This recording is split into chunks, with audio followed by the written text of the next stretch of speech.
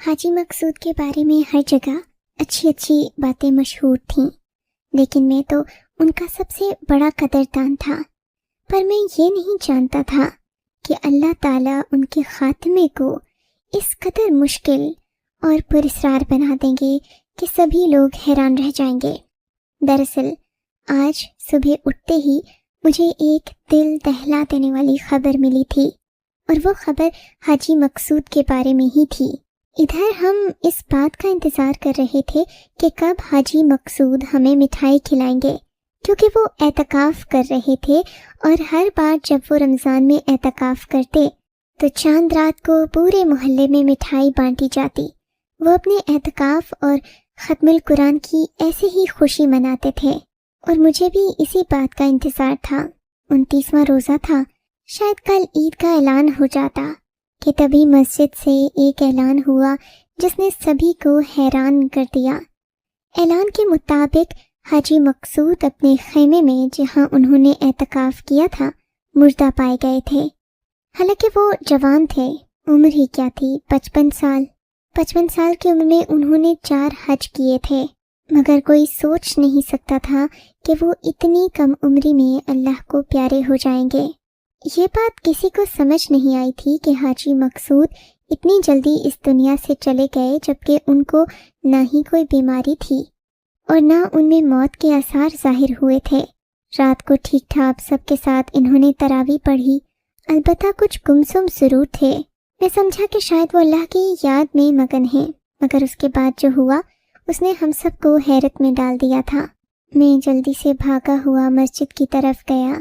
میں انہیں دیکھنا چاہتا تھا، ان کا دیدار کرنا چاہتا تھا، کیونکہ ان سے عقیدت بہت زیادہ رکھتا تھا۔ مگر جب میں مسجد پہنچا تو ایک عجیب سی بدبو میری ناک سے ٹکرائی۔ میں تو حیران ہو کر رہ گیا۔ تب مسجد کے امام نے مجھ سے کہا کہ بیٹا، عجیب معاملہ ہوا ہے کہ حاجی مقصود کے خیمے سے بہت گندی بدبو آ رہی ہے۔ حالانکہ رات کو انہوں نے اپنا لباس بھی تبدیل کیا تھا، مگر اس کے باوجود ان سے اتنی گندی بدبو آ رہی ہے کہ ان کی میت کو زیادہ دیر تک یہاں رکھنا ہمارے لیے ممکن نہیں ہوگا۔ میں امام صاحب کی یہ بات سن کر پریشان ہو گیا۔ اگر مجھے اتنی بدبو خود محسوس نہ ہوتی تو میں کبھی امام مسجد کی بات پر یقین بھی نہیں کرتا، لیکن سچ تو یہ ہے کہ پوری مسجد بدبو سے بھری ہوئی تھی۔ مجھے یقین نہیں آ رہا تھا کہ اتنے نیک شخص کے ساتھ مرنے کے بعد یہ معاملات بھی ہو سکتے ہیں۔ میں نے اس بارے میں کچھ نہیں کہا تھا۔ گھر جا کر میں نے اپنی والدہ کو بتایا کہ یہ معاملہ پیش آیا ہے۔ ان کی آنکھوں میں آنسو آ گئے، کہنے لگیں، لوگ تو بہت باتیں کر رہے ہیں کہ حاجی مقصود نے ضرور ایسا کوئی گناہ کیا ہوگا جس کی اسے سزا مل رہی ہے۔ اللہ نے اس کا پردہ سب کے سامنے چاک کر دیا، اور اس کی نیک نامی جو کہ جھوٹ پر مبنی تھی، اس کی حقیقت بھی سبھی کے سامنے آ گئی۔ لیکن ہم کیسے بھول سکتے تھے؟ حاجی مقصود نے ہمارے ساتھ بہت نیکیاں کی تھیں، چاہے وہ امی کے علاج کے پیسے دینا ہو یا پھر ہر مہینے ہمیں راشن فراہم کرنا۔ یہ ان دنوں کی بات ہے جب ابا کے جانے کے بعد ہمارے گھر میں فاقوں تک کی نوبت آ گئی تھی۔ رشتہ داروں نے آنکھیں ماتھے پر رکھ لی تھیں، مگر حاجی مقصود ہمیں نہیں بھولا تھا۔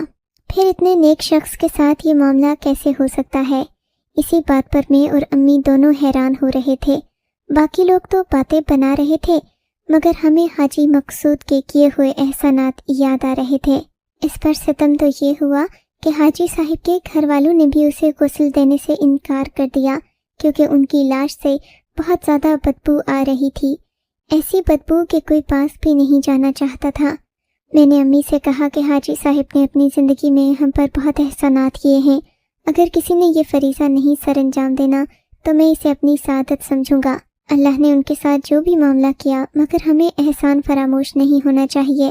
امی نے مجھے کفن دفن کے پیسے بھی دے دیے۔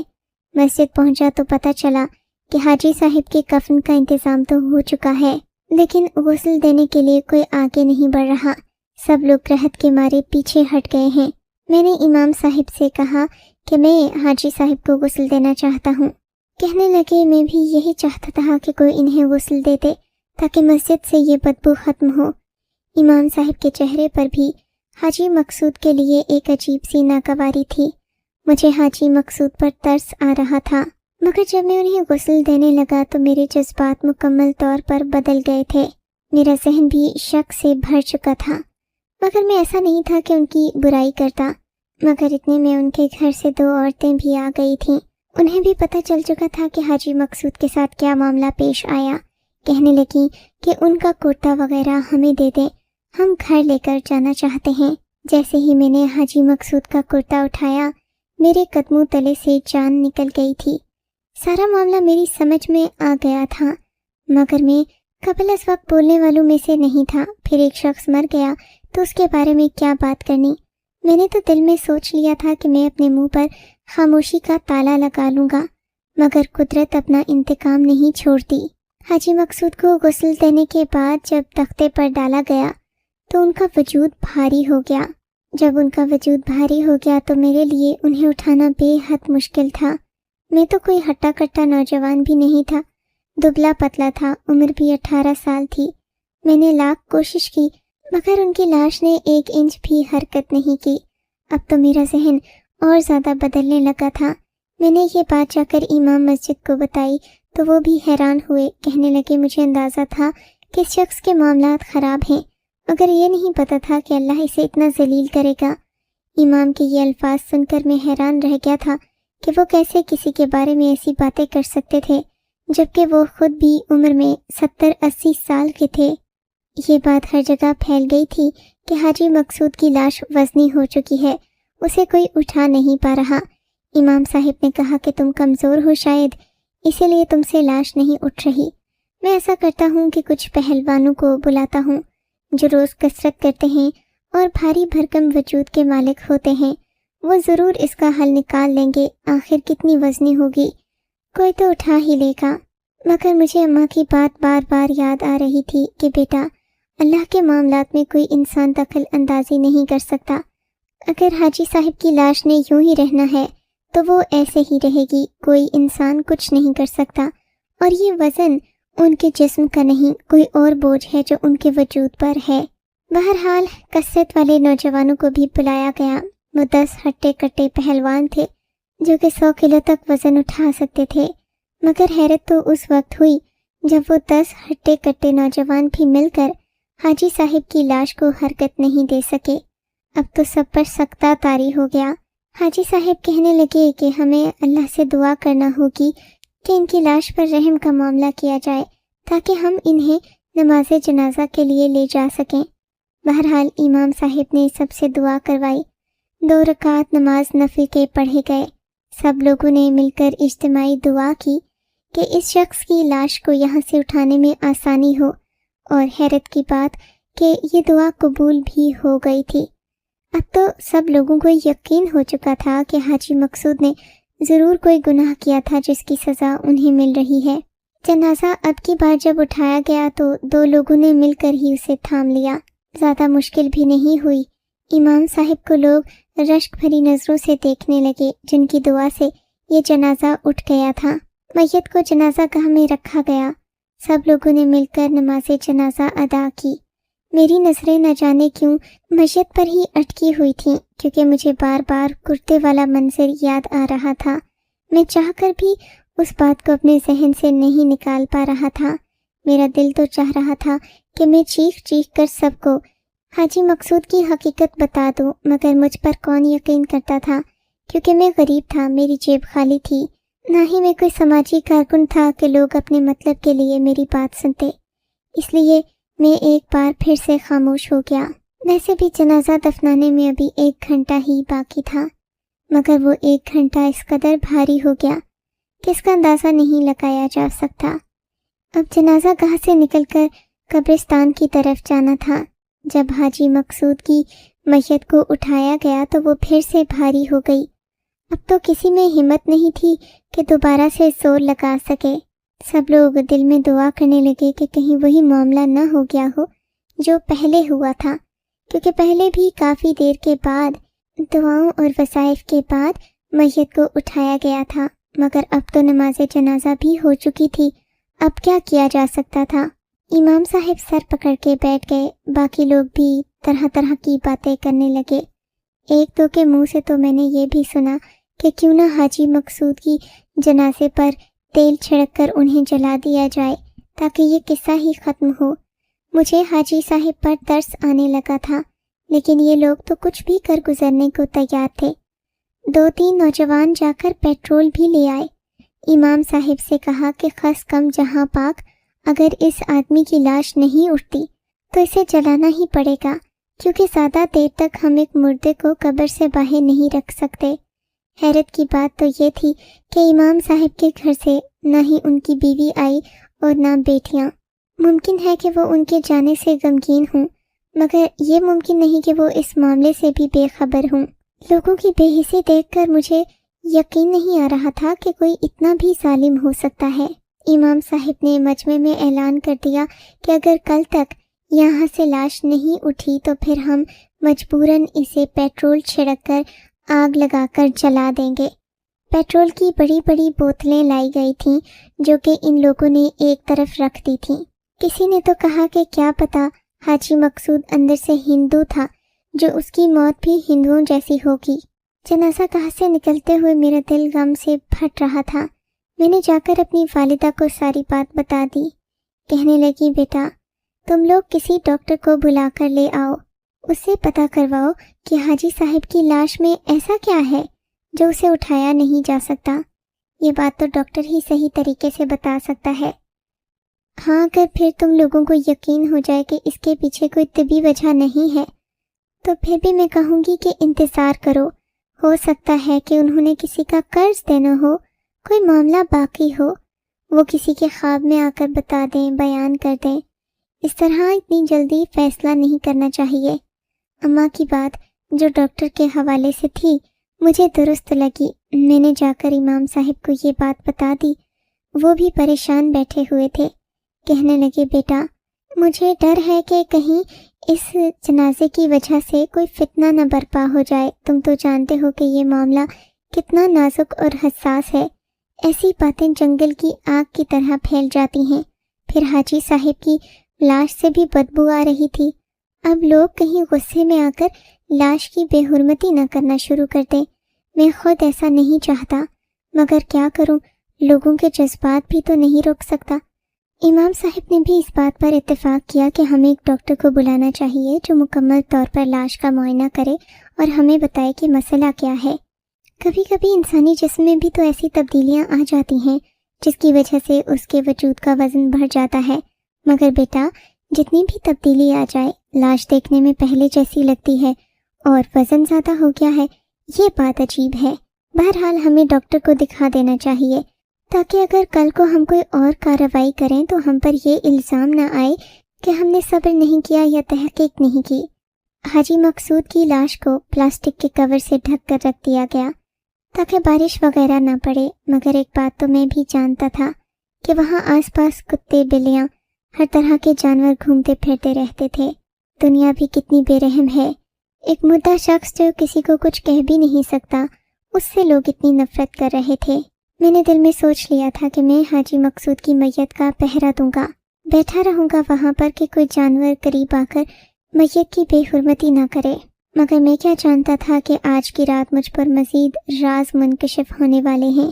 میری والدہ کو بھی اس بات پر کوئی اعتراض نہیں تھا کہ میں میت کا پہرا کروں، مگر خدا کی قسم کھا کر کہتا ہوں، رات 3 بجے تک وہاں بیٹھنے کے بعد مجھے وہاں مزید پہرا دینے کی ضرورت محسوس نہیں ہوئی، کیونکہ جو بھی جانور آتا وہ دور سے ہی میت کو دیکھ کر چلا جاتا، جیسے وہ بھی حاجی مقصود کے دنیا سے جانے کا غم منا رہے ہوں۔ میں اس بات پر حیران تھا، سمجھ نہیں پا رہا تھا کہ حاجی مقصود اللہ کے قریب تھا یا پھر اللہ کے عذاب میں آیا ہوا ہے۔ کچھ نشانیاں ایسی تھیں جو صرف نیک لوگوں کے ساتھ ہوتی ہیں اور کچھ ایسی جو اللہ بدکار لوگوں پر مسلط کرتے ہیں۔ بہرحال صبح 8 بجے کے قریب ڈاکٹر معیز آ گئے۔ امام صاحب بھی ساتھ تھے۔ انہوں نے کہا کہ آپ چل کر میت کا معائنہ کر لیں۔ ڈاکٹر صاحب آئے۔ میں نے جب ڈاکٹر صاحب کو دیکھا تو مجھے خوشی ہوئی تھی، کیونکہ وہ بھی بارش آدمی تھے، کافی نیک معلوم ہوتے تھے، مگر انہوں نے ایک شرط رکھی، کہا کہ میں میت کا معائنہ اکیلے میں کروں گا، کیونکہ اگر مرحوم میں کوئی کمی ہوئی یا کوئی ایسا معاملہ ہوا جس کی وجہ سے ان پر اتنی سختی ہو رہی ہے تو میں کسی سے نہیں کہوں گا. مجھے کسی کے راز افشا کرنے میں کوئی دلچسپی نہیں ہے. ڈاکٹر موئز کی بات بھی مجھے بہت درست لگی تھی. ہم نے ڈاکٹر موئز کو اکیلا چھوڑ دیا تھا، مگر ان کے ہاتھ میں کوئی آلہ نہیں تھا، کوئی سوئی، کینچی، کوئی سرجری کا آلہ، کچھ بھی نہیں. وہ تو خالی ہاتھ آئے تھے اور خالی ہاتھ ہی ہم نے انہیں جاتے دیکھا. امام صاحب نے ان سے پوچھا کہ کیا معاملہ ہے اس میت کے ساتھ. ڈاکٹر موئز نے عجیب جواب دیا. کہنے لگے کہ اب آپ میت کو اٹھا کر دیکھیں، کوئی مسئلہ نہیں ہوگا. ہمیں تو ڈاکٹر موئز کی بات پر پہل یقین ہی نہیں آیا، کیونکہ ہم تو بہت کوشش کر چکے تھے مگر میت کو ہلانا ہمارے لیے مشکل ہو گیا تھا. بہرحال ڈاکٹر صاحب کے کہنے پر جیسے ہی ہم نے میت کی چارپائی کو اٹھایا تو حیرت کی انتہا نہ رہی. میت اپنی جگہ سے ہل چکی تھی اور جب ہم نے انہیں کندھے پر اٹھایا تو اس میں بھی کوئی دقت نہیں ہوئی. امام صاحب اور میں ہی وہاں پر تھے، تیسرا کوئی آدمی نہیں تھا. سبحان اللہ، مگر یہ سب ہوا کیسے؟ ڈاکٹر محب نے ایسا کیا کر دیا جو ہم 2 دن میں نہ کر سکے؟ امام صاحب مجھ سے پوچھنے لگے تو میں بھی حیران ہونے لگا. ڈاکٹر صاحب کے ہاتھ میں کچھ نہیں تھا، نہ انہوں نے زیادہ وقت لیا. ہم تو بس تھوڑا دور گئے تھے. انہیں ہم نے تنہا چھوڑا تھا میت کے ساتھ، اور اس کے بعد جب ہم وہاں پر آئے تو میت کو اٹھانا آسان ہو گیا تھا. باقی لوگوں کو بھی ہم نے یہ بات بتا دی. صبح کے تقریباً 9 بجے ہی ہم نے حاجی مقصود کو دفن کرنا تھا. باقی کے لوگ بھی آ چکے تھے. حاجی مقصود کی قبر تو پہلے ہی کھودی جا چکی تھی، اس لیے اسی میں انہیں دفنایا گیا. قبر میں دفناتے وقت کوئی ایسا غیر معمولی واقعہ نہیں ہوا جس سے لوگوں کو مزید باتیں کرنے کا موقع ملتا. بس ایک عام جنازے کی طرح سب کچھ ہو گیا. حاجی صاحب کو بھی قبر میں دفنا دیا گیا. مگر یہ بات یہیں پر ختم ہونے والی نہیں تھی، اس بات نے تو آگے جانا تھا. حاجی مقصود کو جو لوگ دفنانے آئے تھے ان میں سے چند ایک نوجوان عجیب باتیں کر رہے تھے. ایک کہنے لگا کہ کیا پتا اس حاجی کی قبر ہی پھٹ پڑے اور یہ قبر سے باہر آ جائے، کیا پتا اس کی قبر میں آگ لگ جائے. جس آدمی کی لاش اتنی بھاری تھی تو سوچو اس کی قبر کتنی بھاری ہو جائے گی، کتنا مشکل ہوگا اس پہ یہ سفر. مگر میرے ذہن میں ایک بات اٹکی ہوئی تھی کہ ڈاکٹر محب نے ایسا کون سا جادو کر دیا جس کی وجہ سے اتنا بڑا طوفان آیا اور گزر گیا، کسی کو پتہ بھی نہ چلا. یہ معامہ پورے 1 ہفتے بعد جا کر کھلا جب میں نے حاجی مقصود کے گھر کے باہر پولیس دیکھی. میں بھی بھاگا وہاں پہنچا تو پولیس کے ساتھ کچھ لیڈی کانسٹیبل بھی تھیں. انہوں نے امام صاحب کے گھر سے کچھ عورتوں کو نکالا اور پولیس کی وین میں بٹھا دیا.